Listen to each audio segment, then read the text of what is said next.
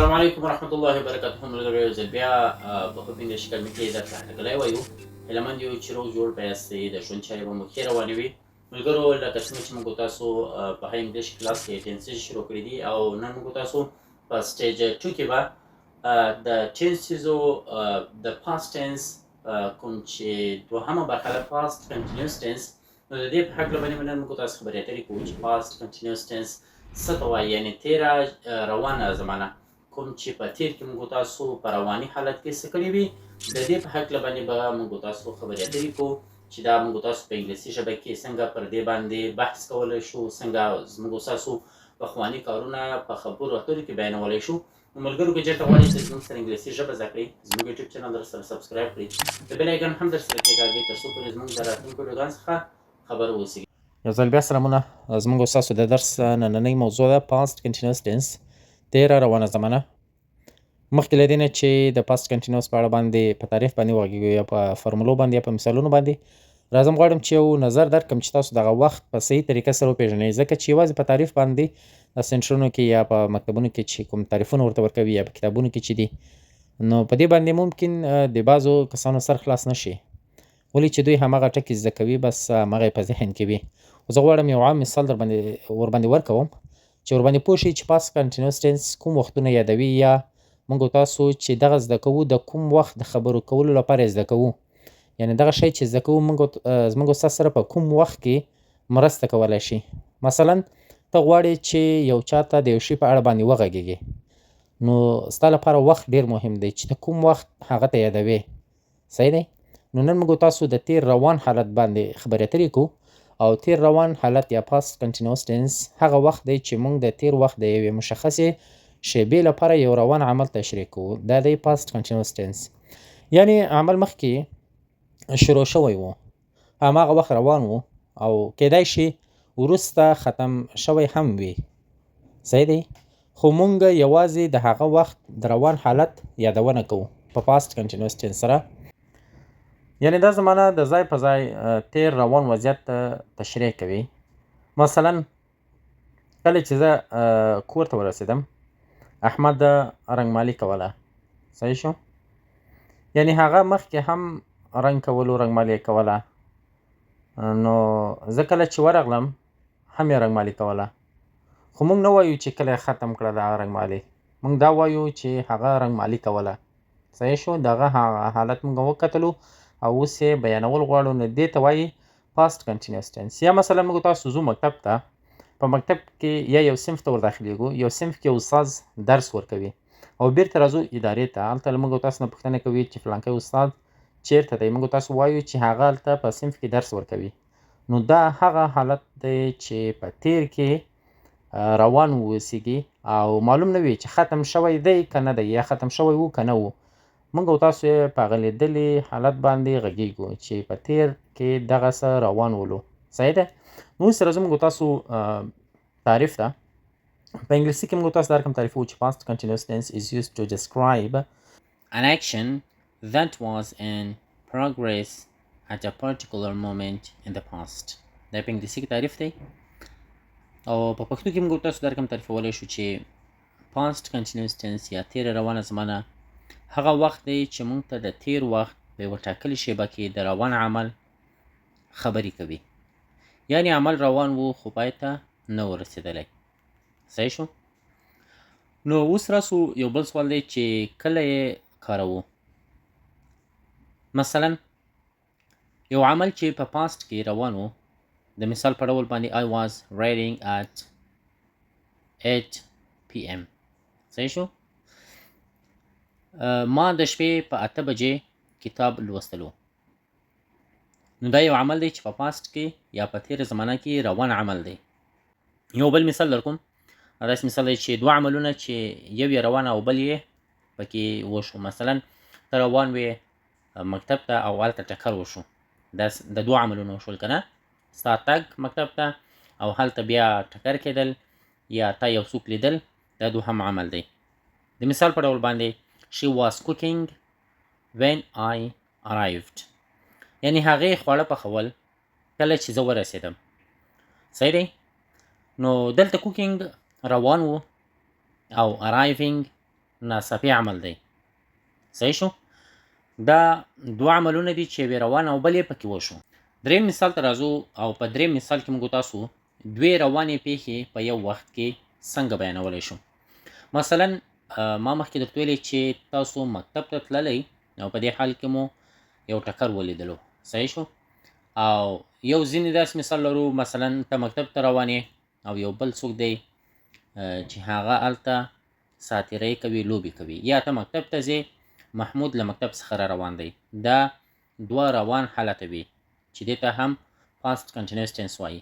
لکه they were playing while we were studying. هغوی لوبې کولې while we were studying، کله چې موږ مطالعه کوله یا مو درس ویلی. صحیح شو؟ دوی لوبې کولې، موږ درس ویلو. دا تیر دوه روان حالتونه دي. نو اوس یې راځو موږ تاسو فارمولو ته راځو. د درې جملو فارمولې موږ تاسې وایو. صحیح دی؟ درې جملې موږ تاسې لرو چې اوله یې مثبته ده، دوهمه منفي ده او درېیمه سوالیه ده. په انګلیسي کې ورته ویل کېږي affirmative sentence یا positive sentence. د positive sentence په موږ تاسو څنګه جوړو په انګلیسي ژبه کې؟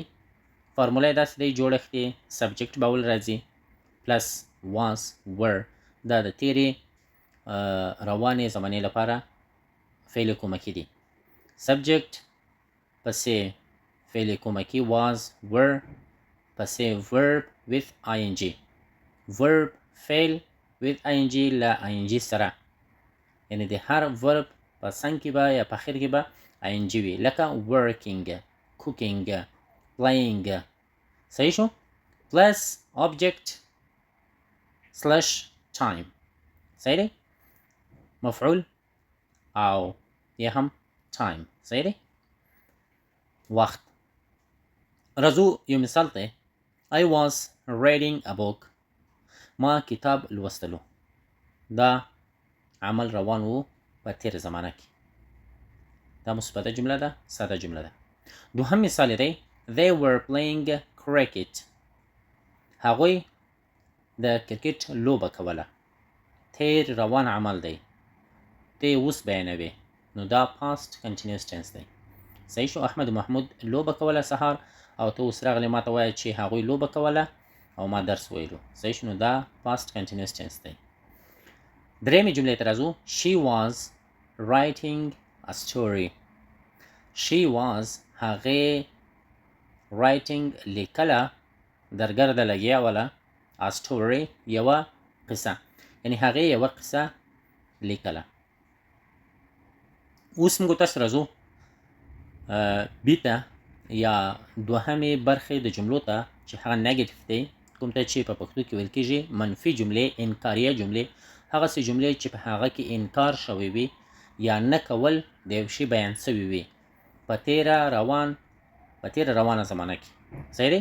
فارموله یې داسې دی subject plus was were plus not. په دې کې صرف یو not اضافه دی، نوره هماغه سې جمله ده تقریبا. صحیح دی؟ plus verb with ing plus object. subject بیا was were بیا not باید چې راسي، له not څخه فعل بیانېږي په ing سره او بیا ورپسې object یا مفعول پسې راځي، بیا ورپسې نقطه راځي. په مثبت او منفي جملو کې په آخر کې حتما نقطه باید چې ورکړي او په سوالیه کې question mark راځي، سوالیه جمله. صحیح دی؟ اول موږ تاسو راځو یو مثال ته I was not sleeping. نو په دې کې خو اوس object نشته، هلته موږ تاسو په فرمول کې ویلي وي، یعنی دا حتمي نه دی چې څه دې په فرمول کې وي او هغه دې حتما په یو جمله کې راسي. څه شی چې په یو جمله کې وي، مثلا verb، subject، object، دا شیان دا باید چې په هغه د فرمول په قوانین سره کېښودل شي څنګ پر څنګ. لکه اول subject I، بیا was were was دی plus not دی، بیا verb with ing sleeping sleep verb دی ing ورسره. I was not sleeping. زه نه ویده کېدم یا ما خوب نه کولو. صحیح شو؟ دا هماغه د فرمول پر اساس باندې موږ تاسو یو جمله جوړو. نو که چیرته غواړو چې object ورکو نو بیا bed ورکو on the bed. پر تخت خواب باندې. I was not sleeping on the bed. صحیح دی. اوس بل جملې ته راځو. They were not shouting. هغوی چغې نه وهلې. Shout. یو چا ته نارې وهل، چغې وهل. صحیح شو؟ Shouting. درېیمې جملې ته راځو. He was not driving the car. He was not هغه نه چلولو. Driving چلولو ته ویل کېږي the car یو موټر. هغه یو موټر نه چلولو یا هغه driving نه کولو. نو دلته ګوره he subject، بیا ورپسې was، بیا پسې not، بیا پسې driving، بیا پسې object. صحیح دی؟ نو د فرمول پر اساس باندې موږ تاسو جمله جوړو او په جملو کې چې هر هغه څه وي لکه subject، object، verb دا شیان دا به پر اساس د فرمول باندې څنګ پر څنګ ږدو. مثلا موږ تاسو دلته نشو ویلی په منفي جملو کې چې was he not driving the car. نو دلته په دې خاطر باندې نشو ویلی چې په فرمول کې اول subject راغلی دی. نو subject لپاره موږ تاسو he کاروو. اول باید چې he راسي، بیا was، بیا not، بیا driving، بیا car. صحیح دی؟ راځو درېیمې برخې ته د جملو چې هغه دی interrogative یا پوښتنیزه جمله. په کومه جملو کې چې موږ تاسو پوښتنه ایجادوو، پوښتنه کوو. فرموله دا شه دی was were په اول سر کې، بیا ورپسې subject فعل، بیا ورپسې verb with ing، بیا ورپسې object او بیا ورپسې question mark. صحیح دی؟ په دوو پورتنیو جملو کې منفي او مثبتو کې ډاټ راځي، نقطه راځي، فول سټاپ، او په دغه سوالیه یا پوښتنیزو جملو کې موږ تاسو په آخر کې حتما باید چې سوالیه جمله سوالیه نښانه ولري. examples مثالونو ته راځو. was she studying English. was she تیر حالت، تیر روان حالت بیانوي. was were. صحیح شو؟ was she studying English.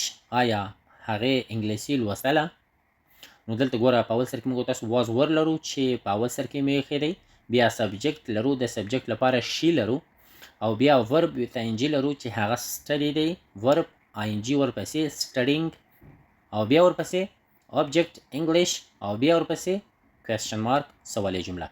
دومې جملې ته راځو. were they playing football. آیا هغوی د فوټبال لوبه کوله؟ صحیح دی؟ مثلا یو څوک دلته راځي او ته د یو چا په اړه باندې پوښتنه ترېنه کوې، نو هغه په past continuous tense کې کېږي که چېرته د روان حالت په اړه باندې وغږېږي. مثلا ته وایه چې ستاسو بچی ناکامیږي په مکتب کې او تاسو استاد ته ورځئ او ورته وایاست چې آیا د په تېره میاشت کې درس لوستلو یا په صنف کې درس لوستلو، نو بیا به تاسو past continuous tense کاروئ. صحیح شو؟ درېیمې جملې ته راځو. was he talking to you. آیا هغه was he talking to you. آیا هغه له تا سره خبرې کولې؟ صحیح دی؟ نو دا وه زموږ استاسې د نن ورځې درس چې past continuous tense و. په راتلونکو ویډیوګانو مو پر سپېڅلي رب سپارم او ښه وخت کې شیبې ولرئ. علامه حافظ ناصر شه. نو انشاءالله چې ډېر څه به مو ترېنه زده کړي وي او ډېر مهم درس و. زده یې کوئ. که په هر ځای کې مشکل وي موږ ته کمنټ وکړئ. انشاءالله موږ به ستاسو لپاره نور معلومات هم په کمنټ کې درکړو.